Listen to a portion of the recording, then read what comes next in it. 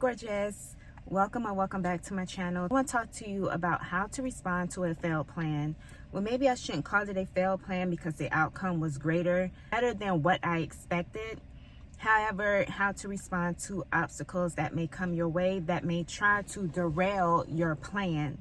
Now, something happened to me yesterday, which was Monday, January 6th. Today is the 7th. So let's go ahead and get into what happened. But before we do, I have to do my intro.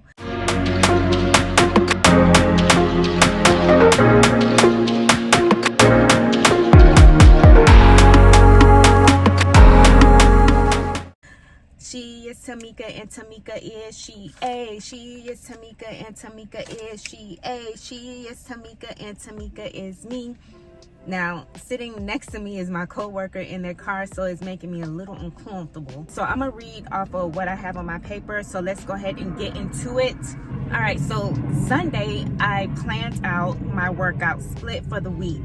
I challenged myself to do what I already know.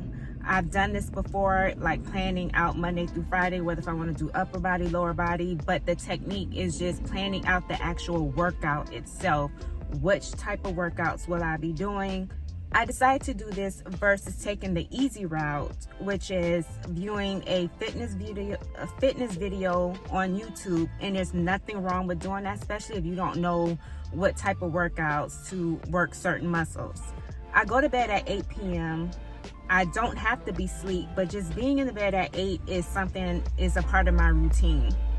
Alarms are auto set for 4 a.m., 4:30, 5:30, and I have to be to work in the office at 7 a.m. Tuesday through Friday. Two things I believe that interrupted my sleep was, for one, I was so excited about my 4 a.m. workout that I had planned, and two, because I was just coming off of a vacation. You know, sometimes your body has not gotten back into the routine of going to bed early versus going to bed late while on vacation. And notice the time was 10 o'clock, then 12 o'clock, then 2 p.m. Mind you, I have been up all this time and I have my alarm set at 4 a.m. So at that moment, I knew I needed to make a call by saying, hey, I need to unclick all of my scheduled alarms and then just wake up at 6:30 a.m. And then I set a second alarm for 6:55. Don't judge me. I chose to get up at 6:55 so I can log on at 7.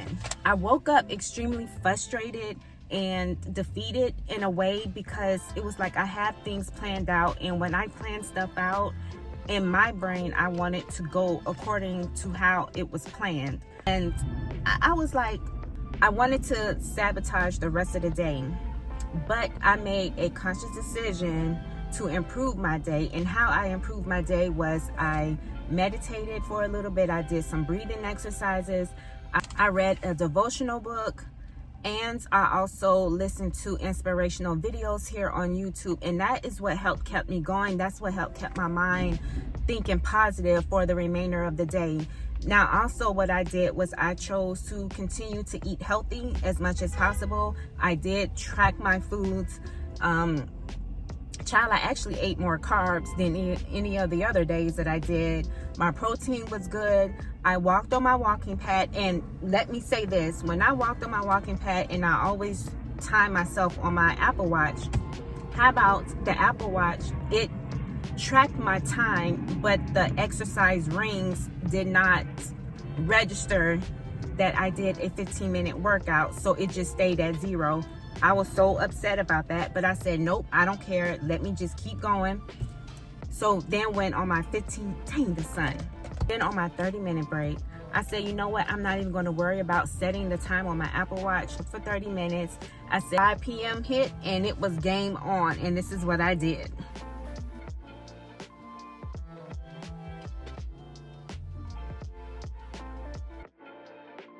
On music, I said I need to get this workout pumping like I've never done before. And when I tell you, when I worked out at 5 o'clock for about 45 minutes, almost to an hour, doing my workout plan, I had on Beyonce. I was doing all of my pumps, and mind you, this was lower body day yesterday. and I was doing my hip thrusts, my squats, and everything. I was lifting heavy, okay? I was just giving my all and just having fun with it. And then I decided, you know, as my finisher, which a finisher means like after your strength training workout, you can do like a 10-minute type of cardio, just to, I guess, complement the strength training workout. I was only supposed to be on that treadmill for 10 minutes. I ended up being on there for, I think, 30 minutes, if I'm not mistaken, and I was still listening to Beyonce's music. It's just something about her music that just keeps me going and pumped and just ready to just conquer whatever it is that I'm doing. And I love Run the World, like Girls Run the World. I love that song. But on the workouts, I had time to reflect. And I said, here it is, I'm getting upset because my plan was to work out at 4 a.m. Now, mind you, me working out at 4 a.m., I would not be able to blast Beyonce's music. At 4 a.m., I forgot I had left my big headphones here at the office.